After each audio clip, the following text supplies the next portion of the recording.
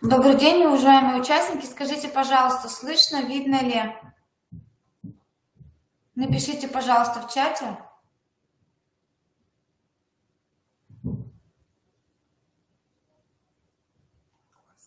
Мгм. Вижу, что всем слышно и видно. Хорошо, тогда давайте начнем. Добрый день, уважаемые коллеги. Сегодня мы проводим вебинар по теме «Как организовать проведение Дня матери в России в школе». В рамках данного вебинара мы рассмотрим два вопроса. Это методологические основы организации проведения тематических мероприятий, посвященных Дню матери в России. По данному вопросу выступлю я, Мусанова Елена Семеновна, старший методист Центра воспитания и социализации личности, поддержки молодежных инициатив дополнительного образования Комреспубликанского института развития образования.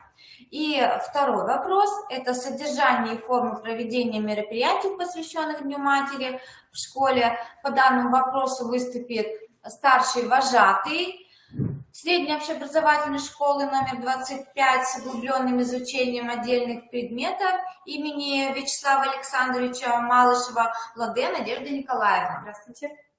Итак, давайте начнем с первого вопроса. И начнем с истории.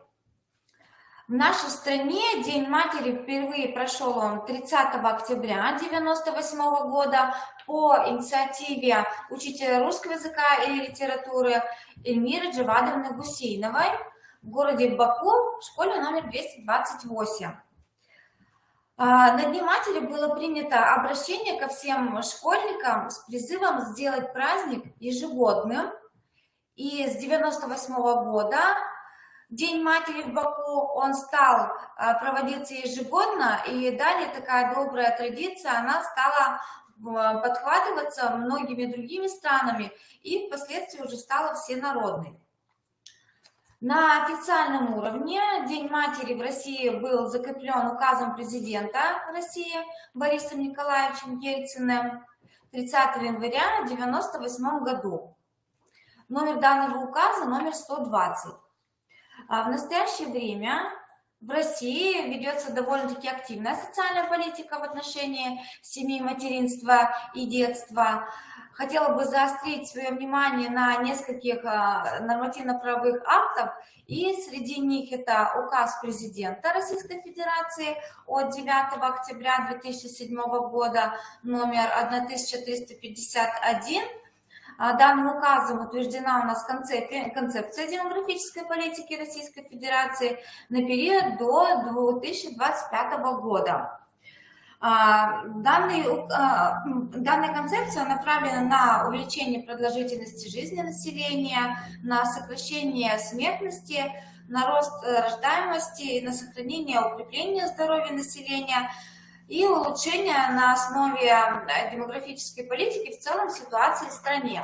Второй нормативно-правовой акт – это распоряжение правительства Российской Федерации от 25 августа 2014 года номер 1618, которым утверждена концепция государственной семейной политики в Российской Федерации на период до 2025 года, где указано, что на современном этапе приоритетными государственной семейной политики являются утверждение традиционных семейных ценностей и семейного образа жизни, это возрождение и сохранение духовно-нравственных традиций в семейных отношениях и семейном воспитании, это создание условий для обеспечения семейного благополучия и ответственного родительства, и это повышение авторитета родителей в семье и общества и поддержание социальной устойчивости каждой семьи. Третий документ – это стратегия развития воспитания в Российской Федерации на период до 2025 года.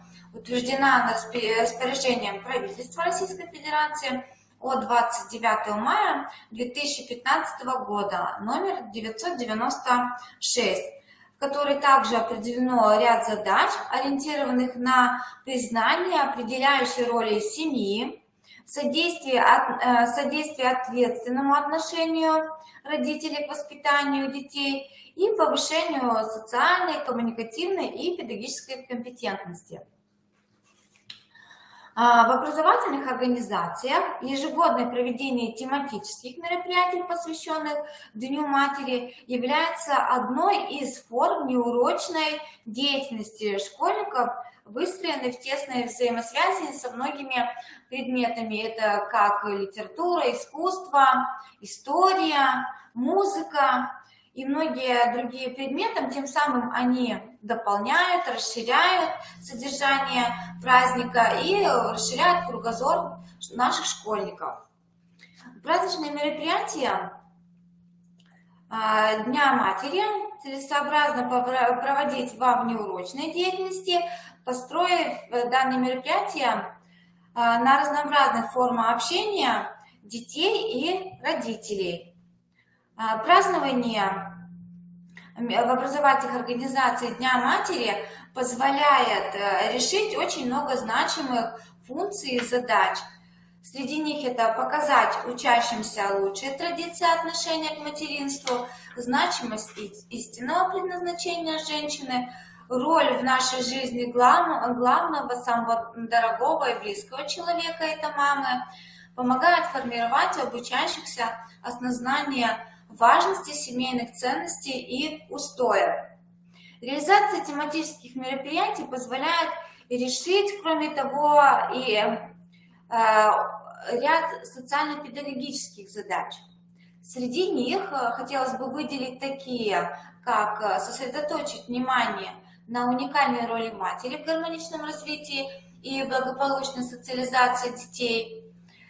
Это способствовать повышению авторитета ответственного материнства, развитию взаимодействия обучающихся и родителей в процессе подготовки и проведения праздника и актуализировать у участников тематических мероприятий заинтересованное отношение к истории и к традициям празднования Дня России в мире, в России в мире.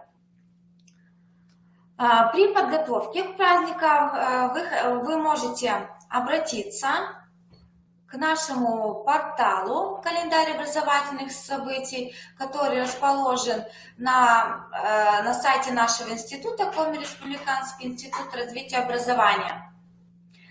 Данные мероприятия расположены в месяце ноябрь. При входе в данный месяц будут освещены все мероприятия, которые охвачены в данном календарном месяце, и в том числе День матери. В рамках данного праздника расположены методические рекомендации с полным сценарием, с подробным полным сценарием всех мероприятий, которые вы можете провести, причем в зависимости от того, какие вы задачи поставите, вы можете взять как весь сценарий, так и отдельные его элементы, формы какие-то, которые наиболее, может быть, для вас интересны. Ну и повторюсь, что в зависимости от того, какую вы хотели решить социально-педагогическую задачу при проведении данного мероприятия.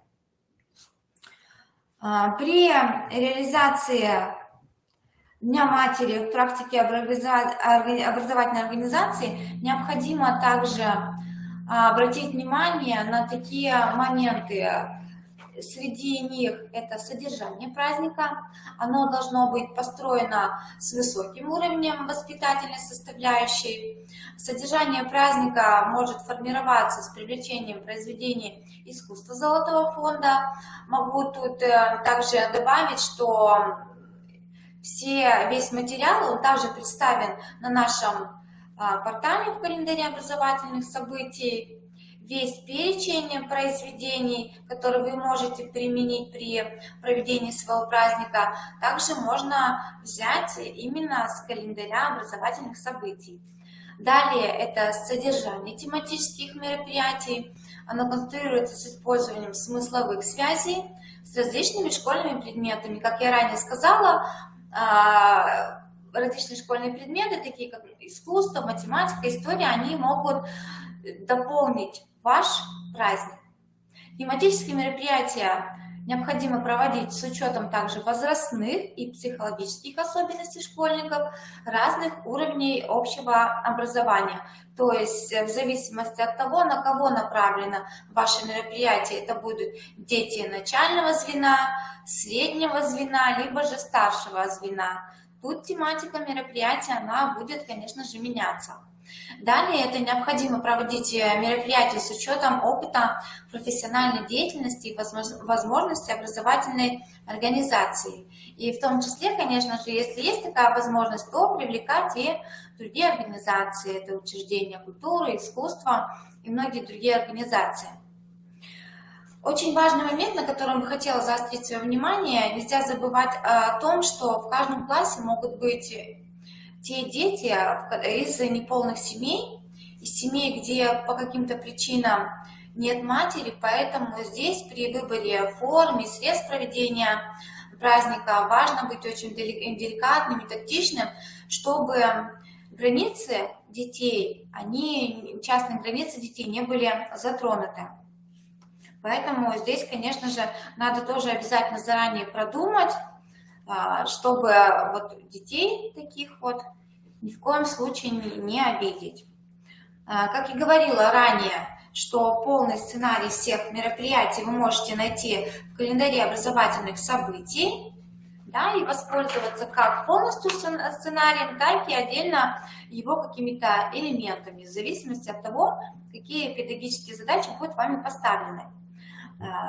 Теперь давайте все-таки перейдем к нашему второму вопросу, и я думаю, что Надежда Николаевна, она более подробно расскажет, какие же все-таки формы проведения мероприятий можно провести в рамках нашей школы и с учетом нашей нынешней ситуации, с учетом ограничения ковида. Итак, Надежда Николаевна, передаю вам слово. Пожалуйста. Большое спасибо. Давайте я немножечко подвинусь. Спасибо. Меня тоже хорошо слышно и видно, да? Я надеюсь. Всем здравствуйте. Уважаемая аудитория. Слышно? Ничего не поменялось. Хорошо. Итак, я хочу сегодня поделиться с вами опытом работы организатора праздника Дня матери в школе.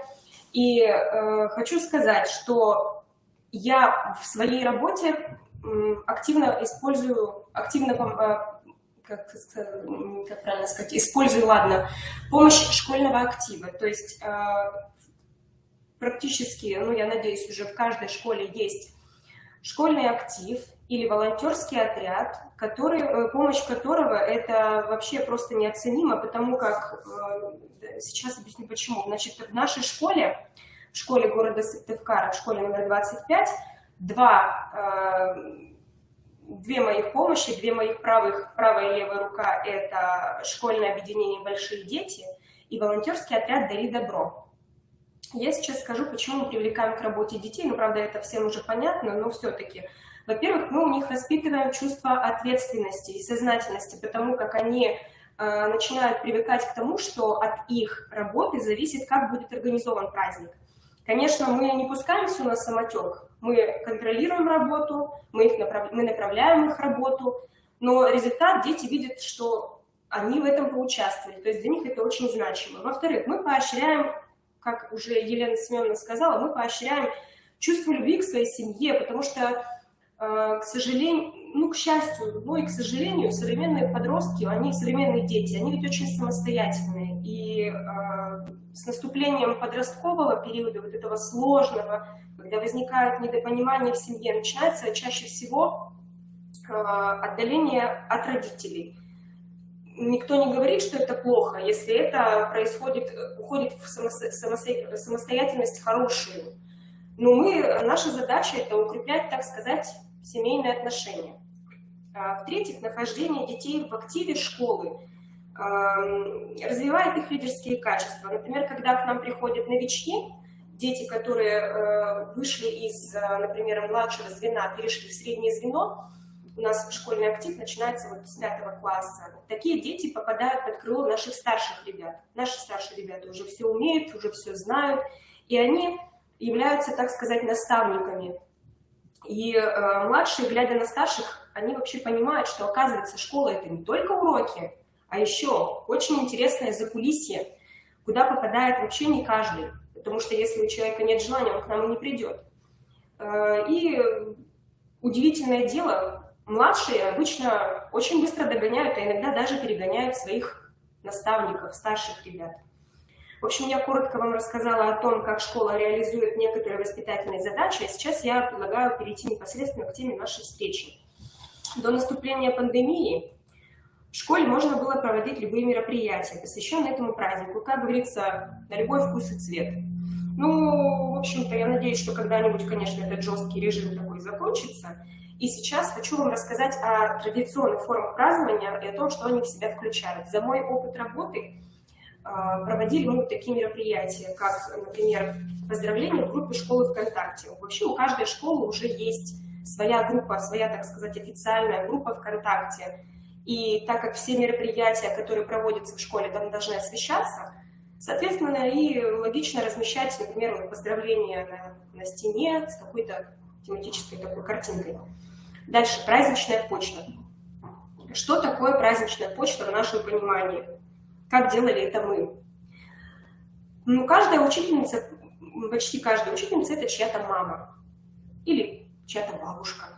И, конечно, в этот день ей хочется получить поздравления, и поэтому мы заранее, за несколько дней размещаем объявление по всей школе примерно с таким содержанием. Хочешь поздравить любимого учителя с Днем Матери? Стихотворение, открытка, обнимашки, выбор за тобой. И дети уже настроены на то, что так здорово прийти и поздравить любимого классного руководителя. Потому что она ведь чья-то мама. Она даже классная мама. Каждый классный руководитель — чья-то классная мама. Что есть у нас, что у нас было еще и проводится? Выставка рисунков, поделок, открыток. Ну, такие вещи вообще обычно отлично заходят в младшем блоке, в младшем звене. То есть вы предварительно оповещаете учителей о том, что будет проводиться ко Дню Матери такая акция. Соответственно, они очень организованно, очень вовремя проводят в классе работу по подготовке к этой выставке, делают поделки, рисунки, потом оформляется, вот привлекаем актив или волонтеров, оформляется выставка, там стенд, парты, все вообще как вот вы хотите, так эта выставка оформляется. Ну, это как одна из форм. Так, что еще? Ну, вот оформление фотозоны. Сейчас в интернете просто масса идей, готовых уже о том, как оформить любую фотозону к любому празднику. И, соответственно, это все в открытом доступе. Вы можете этим пользоваться и, опять же, силами актива и волонтеров. То есть выбрали, например, сели, там, вот у вас собрание актива, сели, выбрали, там, принесли, там, дети каждый свою идею, на чем-то сошлись, подготовили из доступных средств, использовать тот же самый бросовый материал, пожалуйста. Ну, в общем, не буду в это углубляться. В общем, оформляется фотозона. Очень классно, дети любят, дети уже, мы это стали делать не так давно, и дети уже ждут, какая фотозона будет на следующий праздник. Причем повторяться нельзя, дети очень за этим следят внимательно. И рядом, например, вот с фотозоной мы делаем такие какие-то выставки. Кто-то делает коллажи, там, я с мамой в детстве, я с мамой сейчас. Может быть, фотоколлаж, фотовыставка, профессия моей мамы, хобби моей мамы, мама и спорт. Вообще это все, что вот придет вам в голову, это все вообще отлично заходит. Даже на моем опыте работы мальчик принес фотографию, когда он 11-классник, он очень высокий мальчик, учился вот в 11 классе, и принес фотографию, как он с мамой, мама его держит на руках на крыльце роддома. Это вообще, в общем, все ходили и захотели подобное сделать еще на следующий год.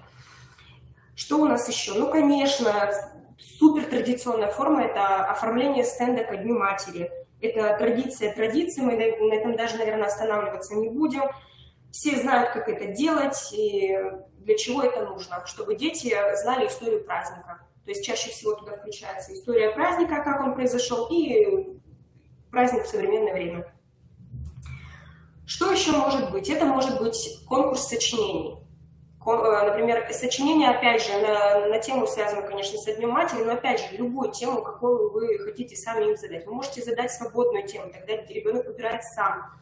Мы делаем так, мы задаем объем, чтобы это, когда мы это будем там распечатывать и оформлять, чтобы это смотрелось так читабельно, смотрибельно и все было красиво. Мы задаем объем, мы задаем определенные правила, потому что все знают русский язык, поэтому обращается внимание там на грамматику и на прочее, прочее, прочее. Потом мы собираем жюри, чаще всего это учителя русского языка и литературы. Также мы привлекаем, опять же, актив, волонтеров, потому что все это надо оформить, все это надо красиво повесить. И где-то вот в течение 3-5 дней все это висит. Что еще? Вручение пригласительных открыток для учителей на концерт. Ну, это тоже, я думаю, что не думаю, что мы такие прям инноваторы в этом. Мы каждый праздник, когда у нас до пандемии проводились концерты, мы оформляли какие-то пригласительные, встречали утром учителей, раздавали им эти пригласительные вместе с цветами, там, приглашали красиво, еще что-то. Что еще может быть? Музыка в фойе, например, когда учителя приходят на работу, на первом этаже ставится аппаратура. Если у кого-то есть, например, монитор, ну, у нас просто в школе стоит на первом этаже монитор с расписанием, туда в какие-то праздники мы просим нашего учителя информатики размещать какие-то видео, которые делают дети или которые собираем мы сами. Так, что еще? Ну, опять же, вот работа волонтеров – это встреча мам, бабушек, теть на концерт в школе. Ну, в обычный период, я имею в виду. Они встречают гостей, там, провожают до гардероба, потом до актового зала. Что еще? Поздравления мамы, там, бабушки по телефону. Сейчас набирает такую популярность. Люди говорят это слово «пранк», но в рамках празднования Дня матери я бы хотела сказать, что это такой очень милый вариант поздравления. Дети звонят своим мамам, бабушкам, ставят телефон на громкую связь и говорят одну простую фразу: «Мам, я тебя люблю». И реакция у мам совершенно разная. Кто-то говорит, что случилось, кто-то говорит опять двойка, кто-то говорит быстро домой, кто-то говорит ты здоров. В общем, вариантов может быть множество. И, соответственно, из этих реакций потом монтируется ролик, который точно так же можно показать там на концерте или разместить в группе школы ВКонтакте. Ну, еще можно проводить разные акции на улице. Например, такая акция, как «Мамы разные важны», потому как мы, ну, как мы это проводим? Мы, там, например, берем своих волонтеров, берем своих активистов, делаем, опять же, маленькие мини-мини открыточки, потому что их нужно много, ресурсы ограничены, потому что все это делается за свои деньги. Распечатываем маленькие открыточки, мы очень любим использовать красивую офисную двустороннюю цветную бумагу, распечатаем маленький квадратик и выходим, дарим прохожим. Лица их вообще изумляют, и они очень радуются, потому что так приятно просто от проходящих мимо подростков получить поздравления. Это очень классно. Ну, вообще разные акции могут быть, то есть это все на ваш откуп. Я как просто привела по примеру своего опыта работы. Сейчас я просто перехожу уже к организации проведения мероприятий в условиях соблюдения мер по нераспространению коронавирусной инфекции. Ну, что у нас остается неизменным, например, в нашей школе и вообще за все мои года работы. Оформление стенда, фотозона обязательно, конкурс сочинений, выставка поделок, рисунков, открыток, фотографий. В общем, все это, в принципе, не требует какого-то сбора людей в одном месте. То есть мы, например, если мы проводим какой-то конкурс, результаты мы там не оглашаем, например, в актовом зале, как обычно. Просто люди проходят и тихонечко смотрят вообще, как школа украшена ко Дню матери, потому что праздничная атмосфера, она должна быть. Дальше. Также мы размещаем поздравительные видеоролики в группе класса и школы. Тут уже ведется такая предварительная большая работа, потому как где-то за месяц мы объявляем о том, что классы, в идеале, конечно, все, но так никогда не бывает, должны подготовить видео, подготовить поздравления там, ко Дню матери. Что это может быть? Это может быть песня, это может быть какая-то сценка, это может быть стихотворение, все что угодно. И если, например, требуется моя помощь в том, чтобы это снять и смонтировать, я это делаю. Если, ну, сейчас дети очень современные, они могут все это сделать сами, особенно старшие классы. Тоже очень удобно. И все это мы, опять же, загружаем в группу школы ВКонтакте. То есть у нас эта группа открытая, любой родитель может посмотреть, где поучаствовал его ребенок. Так, ну что еще? Это может быть онлайн-выставка, проводим время с мамой. Ну, я ее назвала так условно вообще абсолютно, потому что выставка, опять же, может быть вообще на абсолютно любую тему, потому что тут уже ваша фантазия не ограничена, вы можете организовать. Я просто не хочу говорить, что это онлайн-конкурс, я вообще не люблю слово конкурс, потому что дети очень часто говорят, а что мне за это будет? Я стараюсь немножечко от этой формы уходить.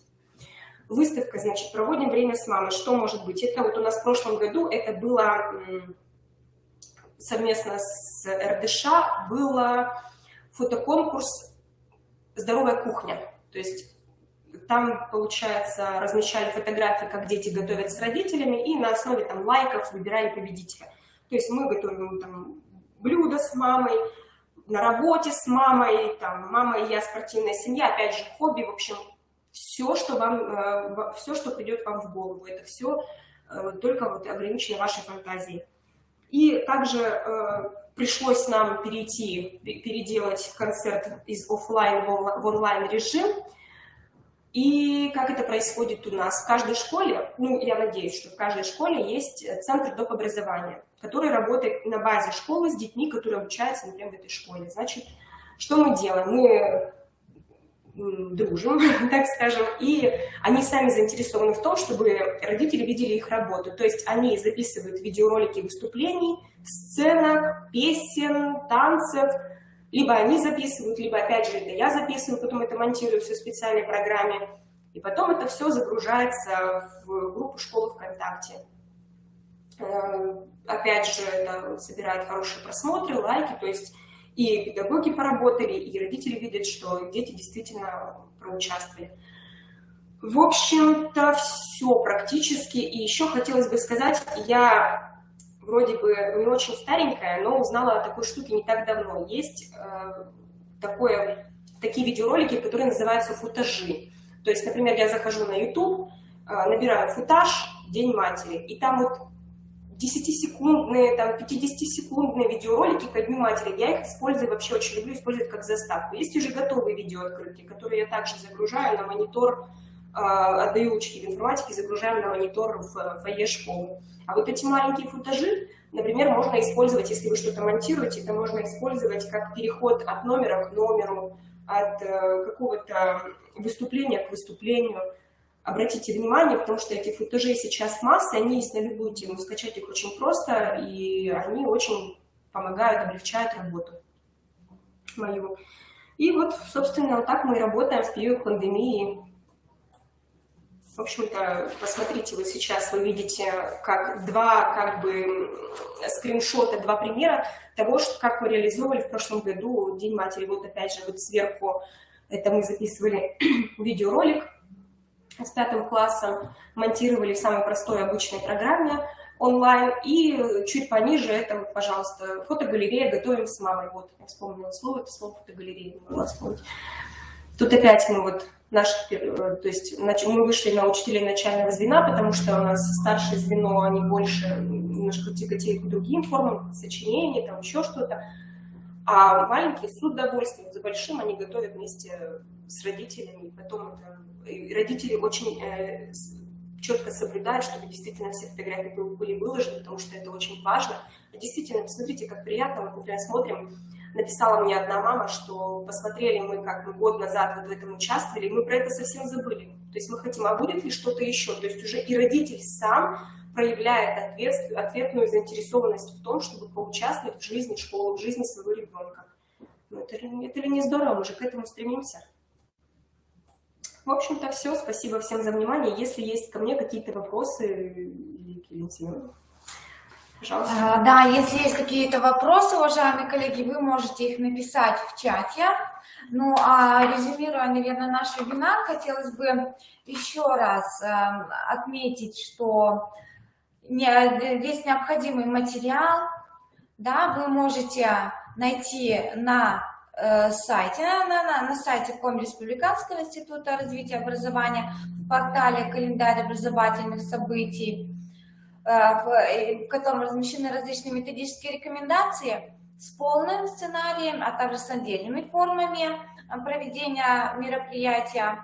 И я думаю, что много всего интересного рассказал нам сегодня Надежда Николаевна, и какие-то из форм вы обязательно будете применять уже, может быть, даже и в этом учебном году.